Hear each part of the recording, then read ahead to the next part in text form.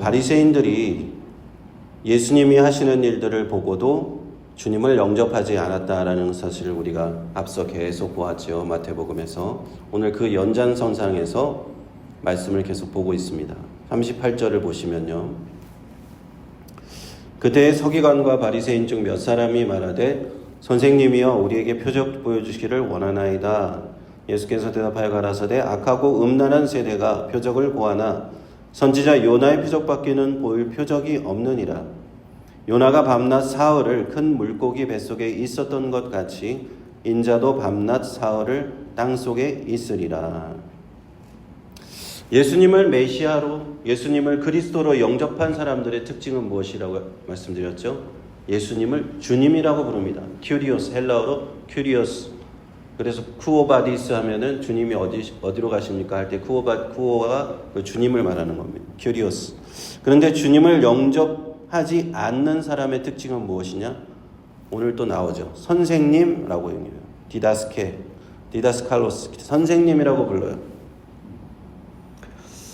그냥 하나님께 좋은 말씀을 전해주시는 그런 분 정도로 생각한다는 거죠. 메시아요, 나의 구주요, 나를 구원하신 구원자로 생각하지 않습니다. 그런 바리새인들의 요청이 오늘 또 나오는데 선생님이요 우리에게 표적 보여주시기를 원합니다. 무슨 말입니까? 지금까지 예수님께서 이 성령의 능력과 역사로 수많은 표적을 이미 보여주셨는데도 불구하고 이들은 또 표적을 얘기하고 있습니다. 더 부족합니다. 아직 더 확실한 표적을 좀 주십시오라고 얘기를 하는 거예요. 뭔가 진짜 달라고 하는 것보다도 우리는 지금까지 보여주신 표적은 믿지 못하겠으니 다른 걸 좀 주십시오. 이렇게 얘기하는 것밖에 들리지 않는 거예요. 하늘로서 오는 다른 표적을 달라는 거예요. 앞서 우리가 보았듯이 바리새인들은요. 예수님의 성령의 역사하심을 보면서도 성령의 능력으로 귀신을 쫓아내시고 병든 자를 고치시는 그런 능력을 보고도 귀신의 왕 바알세불 이렇게 막 운운하면서 주님을 거부했던 자들이에요. 그래서 주님은 그들을 향해서 독사의 자식들이라 이런 말까지 하십니다. 그리고 오늘 말씀에 악하고 음란한 세대다 그들을 향해서 말씀하시는 거예요. 그들이 표적을 구하지만 하나님의 능력을 나타내는 어떤 표적을 예수님께서 보여주실 수도 있지만 주님께서 오늘 하시는 말씀은 무엇입니까? 선지자 요나의 표적밖에는 보여줄 표적이 없다. 요나가 사흘을 물고기 뱃속에 있었듯이 우리 주님께서도 사흘 동안 땅속에 있을 것이다. 주님께서 십자가에서 죽임을 당하신 후 사흘 동안 무덤에 머물러 계신 그 기간, 사흘이잖아요. 그 기간을 예언적으로 말씀하신 것입니다. 41절에 이어서 보십니다. 심판때에 니느웨 사람들이 일어나 이 세대 사람을 정죄하리니 이는 그들이 요나의 전도를 듣고 회개하였으며니와 요나보다 더 큰 이가 여기 있으며 심판때에 남방 여왕이 일어나 이 세대 사람을 정죄하리니 이는 그가 솔로몬의 지혜로운 말을 들으려고 땅 끝에서 왔으며니와 솔로몬보다 더 큰 이가 여기 있느니라. 성령 하나님의 능력으로 수많은 하나님의 기적들을 보여주신 우리 예수님, 그 주님, 우리 주님의 그 능력을 똑똑히 두 눈으로 목도한 그 이스라엘 백성들이 주님을 받아들이지 않았다는 것을 우리는 계속 보고 있습니다. 메시아 그리스도로 그들은 믿음으로 영접하지 않았어요. 성령의 능력도 사탄의 능력으로 매도해버리고 마는 그들입니다. 독사의 자식들, 악하고 음란한 세대가 그들입니다. 그러면서도 자꾸 다른 표적을 구하는 이 세대, 하나님의 심판 때에 이 믿음에 없는 세대는 어떻게 되겠는가? 이스라엘 백성들, 이 서기관과 바리새인들, 이 믿음에 없는 자들은 어떻게 될 것인가? 오히려 이방인들인 니느웨 사람들과 남방 여왕에게 정죄를 받을 것이다 라는 말씀입니다.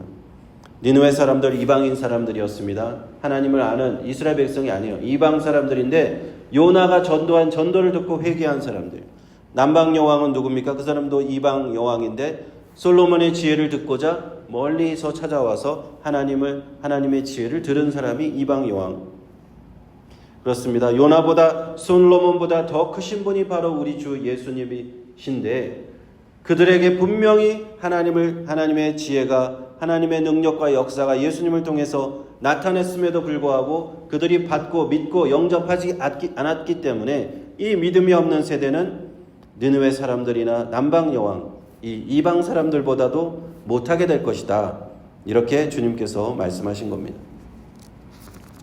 43절 이어서 보십니다. 더러운 귀신이 사람에게서 나갔을 때에 물 없는 곳으로 다니며 쉬기를 구하되 얻지 못하고 이에 가로되 내가 나온 내 집으로 돌아가리라 하고 와보니 그 집이 비고 소재되고 수리되었거늘 이에 가서 저보다 더 악한 귀신 7을 데리고 들어가서 거하니 그 사람의 나중 형편이 전보다 더욱 심하게 되느니라. 이 악한 세대가 또한 이렇게 되리라.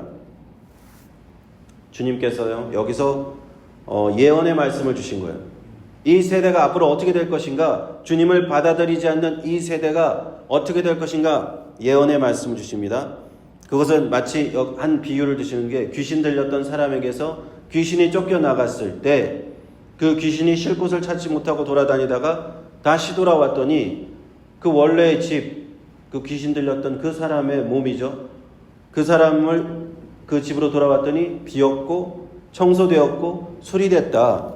자신보다 더 악한 귀신 7을 더 데리고 들어와서 그 상태가 이전보다 더 나쁘게 됐다는 거예요. 이 예언의 말씀이 무엇입니까?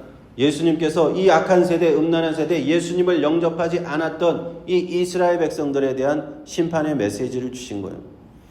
하나님께서 보내신 예수 그리스도, 메시아 그리스도를 보내셨는데, 성령의 능력으로 이 땅에 보내셨는데, 그리고 그들을 통해서 많은 예수님께서 기적들을 행하셨는데, 그 이스라엘 백성들이, 유대인들이 영접하지 않은 거예요. 예수님을 메시아로, 그리스도로 영접하지 않았다는 겁니다. 마치 귀신 들렸다가 다시 더 상태가 낙해진 이 사람들처럼 주님을 영접하지 않은 이 악한 세대가, 이 백성들의 미래가 지금보다 더 나빠질 것이다 라는 겁니다. 이 악한 세대는 어떤 세대입니까? 메시아 그리스도를 영접하지 않고 도리어 십자가에 못 박은 그 세대, 그 이스라엘 유대인들입니다. 그러므로 하나님께서 이 땅에서 보여주신, 지금 당장 예수님을 통해서 이렇게 크게 역사하셨지만 결국에는 하나님께서 이들을 향해서 큰 심판을 하실 것이다. 그것이 가장 상징적으로 나타나는 사건이 주후 70년에 있었던 예루살렘 성전이 완전히 파괴되고 멸망되는 그 사건입니다. 그래서 이스라엘 백성들은 그때 이후로 엄청난 고통을 겪는 그런 운명을 맞이하게 되는 거예요. 이것을 주님께서 예언하신 것입니다. 우리가 지금 믿는 우리들의 세대에 지금 믿는 사람들 가운데서도 이런 사람이 있으면 안 되겠다라는 생각도 듭니다.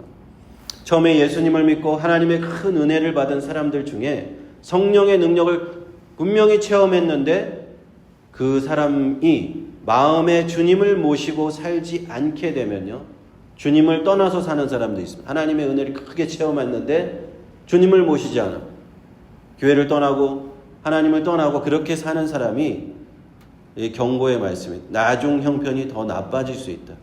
오히려 하나님의 능력을 체험하지 않은 사람보다 더 형편이 나빠질 수가 있어요.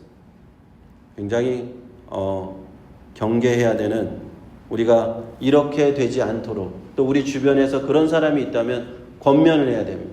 하나님을 떠나서 어떻게 살 수가 없다. 그렇게 하나님의 은혜를 체험했는데도 그렇게 하나님을 버려서는 안 된다. 우리가 권면하고 경계해야 될 줄로 믿습니다. 46절을 계속 이어서 보시겠습니다. 예수께서 무리에게 말씀하실 때에 그 모친과 동생들이 예수께 말하려고 밖에 섰더니 한 사람이 예수께 여짜오되 보소서 당신의 모친과 동생들이 당신께 말하려고 밖에 섰나이다 하니 말하던 사람이 대답하여 가라사대 누가 내 모친이며 동생들이냐? 손을 내밀어 제자들을 가리켜 가라사대 나의 모친과 나의 동생들을 보라. 누구든지 하늘에 계신 내 아버지 뜻대로 하는 자가 내 형제요 자매요 모친이니라 하셨습니다.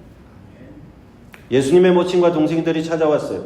마가복음과 누가복음에도 같은 내용이 기록되어 있는데 그 기록되어 있는 내용 가운데 왜 찾아왔는지 이유는 기록되어 있지 않아요. 그래서 어떻게, 왜, 정확한 무슨 이유 때문에 모친과 동생들이 예수님을 찾아왔는지 우리는 알 수는 없습니다. 다만 우리가 알 수 있는 것은 무엇인가? 마가복음 3장 21절에 이렇게 기록된 부분이 있어요. 예수의 친족들이 듣고 그를 붙들러 나오니 이는 그가 미쳤다 하밀러라. 그 부정적인 내용이 나왔죠. 그리고 요한복음 7장 5절에도 또 이런 기록이 있습니다. 이는 그 형제들까지도 예수를 믿지 아니함이로라. 그래서 이 두 구절을 가지고 우리가 유추해 볼 때 예수님의 모친과 형제들이 예수님의 부활 이전에는 믿음이 없었던 것으로 우리는 보고 있습니다. 나중에 예수님이 부활하신 후에 그 이후에는 모친과 형제들이 교회에서 사도행전에 보면 함께 모여서 기도하고 나중에 야고보와 요한의 예수님의 형제 야고보와 요한이 교회의 지도자로서 역할을 한다는 내용이 뒷부분에 가면은 신약성경에 기록이 됩니다. 그러나 오늘 마태복음 12장 아직 예수님께서 십자가 사역을 감당하시기 전에는 그들이 온 이유가 제자가 되려고 예수님의 제자들처럼 하려고 온 것이 아닌 거예요. 부정적인 이유였던 것입니다. 그래서 주님께서 말씀하십니다. 누가 내 모친과 동생들이냐? 주변의 제자들을 가리키시면서 내 모친과 내 동생들을 보라. 누구든지 하늘에 계신 내 아버지의 뜻대로 하는 자가 내 형제고 자매요 모친이니라. 이 말씀을 통해서 주님께서는 우리에게 새로운 영적인 가족을 만드셨음을 가르치십니다. 주님께서 교회를 세우시고 교회 안에서 예수 그리스도를 믿음으로 영접한 자들이 모두가 하나님을 아버지로 모시는 한 아버지를 모시는 형제와 자매가 된다고 말씀하시는 것입니다. 이것은요, 주님께서 만드신 새로운 가족이에요. 새로운 형태의 영적인 가족입니다. 하나님을 아버지로 모시는 형제와 자매, 우리의 그냥 피는 섞이지 않았지만 혈육은 아니지만 하나님 아버지 안에서 우리는 다 형제와 자매다. 그렇게 말씀하시는 겁니다.